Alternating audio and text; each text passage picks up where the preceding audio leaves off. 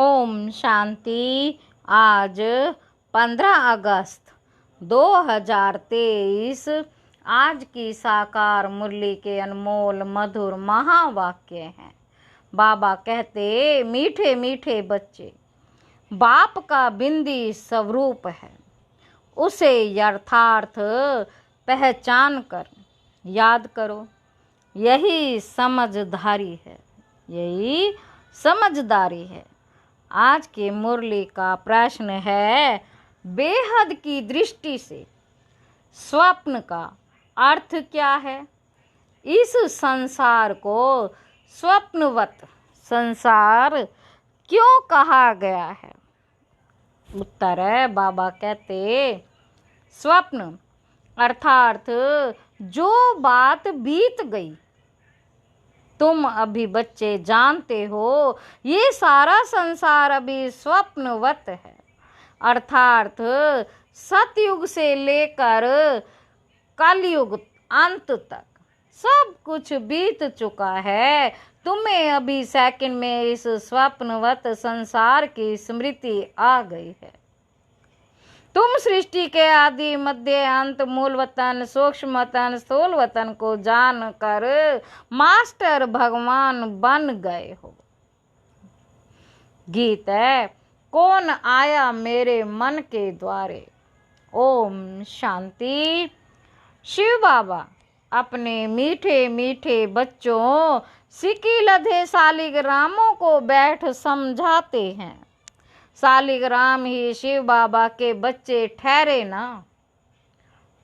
बाबा कहते, बच्चे जानते हैं कि हमको वह पढ़ाते हैं जिनको रिंचिक भी कोई जानता नहीं। शिव के मंदिर में जाते हैं, परंतु वहां तो इतना बड़ा शिवलिंग देखते हैं, ये थोड़े ही समझते हैं कि हमारा बाबा बिंदी है। जो बच्चे शिव बाबा को इतना बड़ा समझ याद करते हैं, वह करते रहेंगे। वे भी भोले हैं, वे भी भोले हैं, क्योंकि वह भी रोंग है। बाप समझाते हैं कि मैं बिंदी हूँ। अब बिंदी को कोई क्या समझ सके? भल कोई कहते हैं अखंड ज्योति स्वरूप हूँ, फलाना है, परंतु नहीं, वह है बिंदी। उनको याद करना बड़ा मुश्किल है, घड़ी घड़ी भूल जाते हैं। भक्ति मार्ग में आदत पड़ी हुई है शिवलिंग पर फूल चढ़ाने व पूजा करने की, तो वह याद रहता है। शिवलिंग पर फूल चढ़ाने व पूजा करने की तो वह याद रहती है, परंतु यह घड़ी घड़ी भूल जाते कि हमारा बाबा बिंदी रूप है। सारे ड्रामे में उनको जो पार्ट है वह बजाते हैं। बिंदी की बैठ महिमा करेंगे क्या कि सुख का सागर, शांति का सागर कितना छोटा बिंदी रूप है। हम बच्चों से बाबा पूछते हैं, किसको? बच्चे पूछते हैं किसको ध्यान में रखें? बाबा से बच्चे पूछते हैं किसको ध्यान रखें। इन बातों को तो समझदार ही समझ सके, नहीं तो वह शिव का लिंग याद आ जाता है। श्री कृष्ण तो अच्छी रीति बुद्धि में बैठ सकता है, यह तो बिंदी है, निराकार है। गीत में भी कहते हैं कि याद करो तो याद ना आए, फिर वह सूरत कैसी है। यह भी वंडरफुल है, इतनी छोटी बिंदी है, ज्ञान का डांस करते हैं। कहा जाता है ये सपनों का संसार है।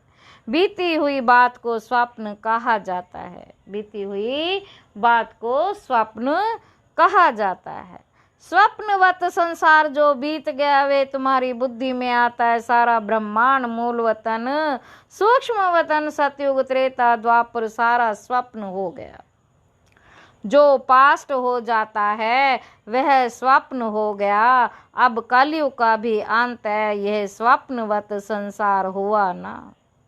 वह हद के स्वप्न आते हैं, तुमको बेहद का बुद्धि में आता है। सूर्यवंशी चंद्रवंशी भी सब खत्म, स्वप्न हो गया। सूर्यवंशी और चंद्रवंशी भी सब स्वप्न हो गया। इसको कहा जाता है स्वप्नों का संसार। इतना राज और कोई नहीं जानते सिवाय तुम बच्चों के।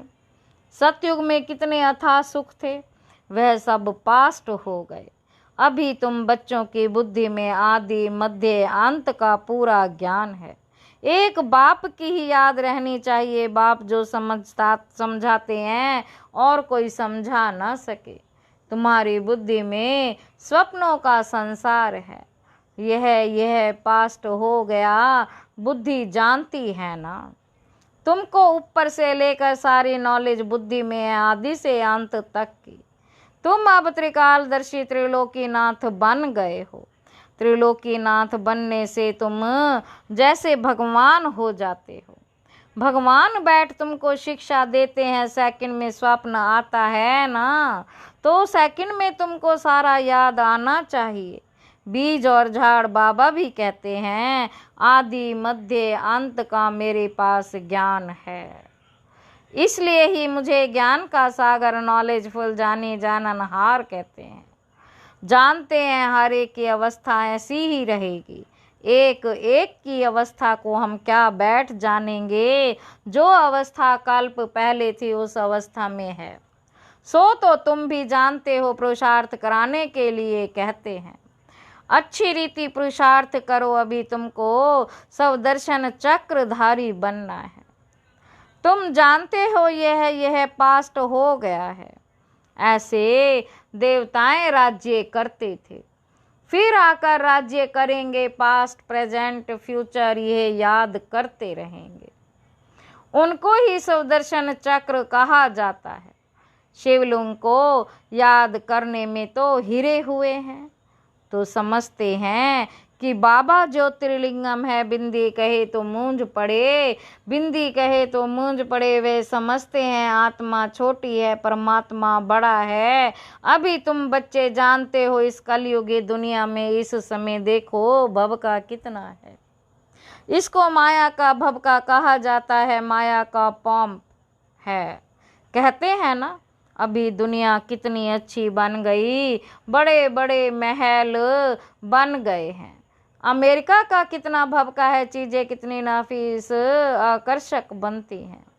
हम समझते हैं कि यह तो मुलम्मे की चीज़ें हैं जो अभी ख़त्म हो जाएंगी। दिन प्रतिदिन बड़ी बड़ी इमारतें, डैम्स आदि ऐसे बनाएंगे जैसे बिल्कुल नई दुनिया, जैसे बिल्कुल नई दुनिया है।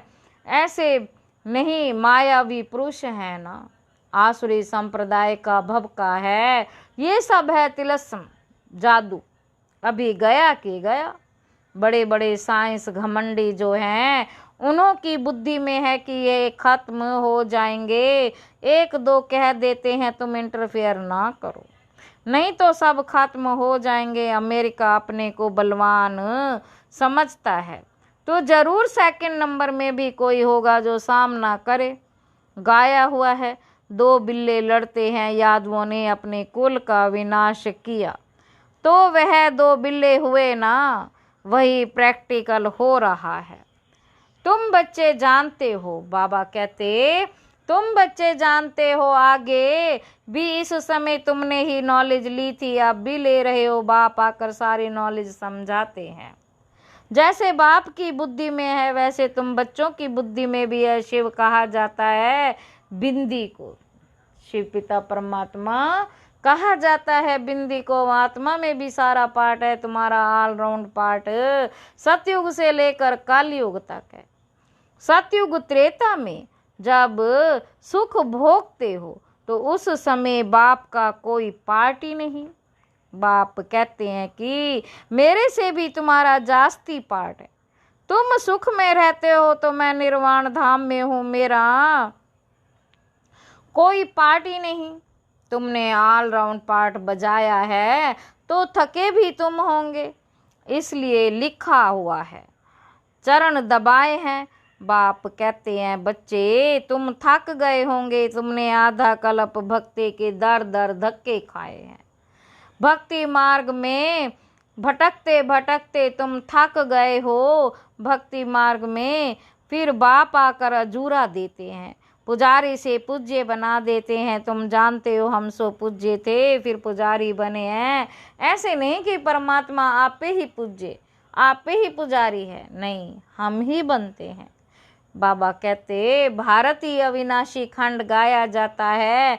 भारत है शिव बाबा की जन्मभूमि, जन्मभूमि पर ही मनुष्य कुर्बान जाते हैं, जन्मभूमि पर ही मनुष्य कुर्बान होते हैं। कांग्रेसियों ने भी देखो कितना माथा मारा जन्मभूमि के लिए, फॉरेनर्स को बाहर निकाल दिया। यह जन्मभूमि स्वर्ग थी, फिर 5 विकारों रूपी माया ने आकर खप किया है।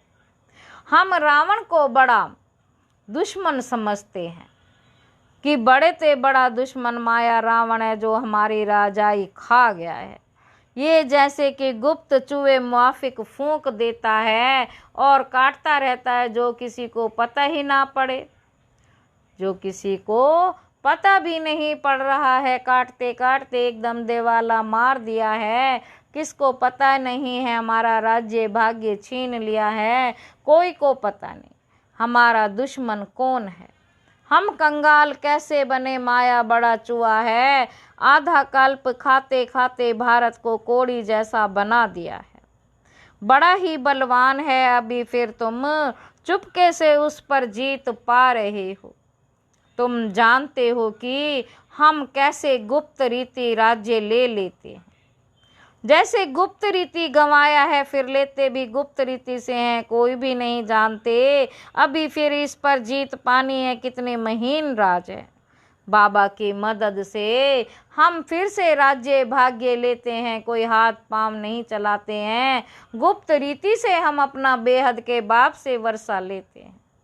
जो आधा कल्प रहेगा वह चूहा माया तो आहिस्ते आहिस्ते खाता है, और तुम अभी राज्य एक ही बार लेते हो। बाबा कहते तुम अभी राज्य एक ही बार लेते हो 21 जन्म के लिए। 84 जन्मों का राज तुमको समझाया गया है, इतने इतने जन्म लिए। तुम जानते हो सतयुग में हमारी आयु बहुत बड़ी थी, फिर अपवित्र भोगी बनते तो द्वापर में कलयुग में 63 जन्म लेते। ये बाबा बैठ समझाते हैं। कल्प कल्प माया ऐसा राज्य लेती है, फिर हम उनसे लेते हैं। गीत में गाते तो हैं कौन देश से आया कौन देश में है जाना, परंतु समझते नहीं हैं। तुम तो जानते हो आत्मा किस देश से आई है, क्यों आई है।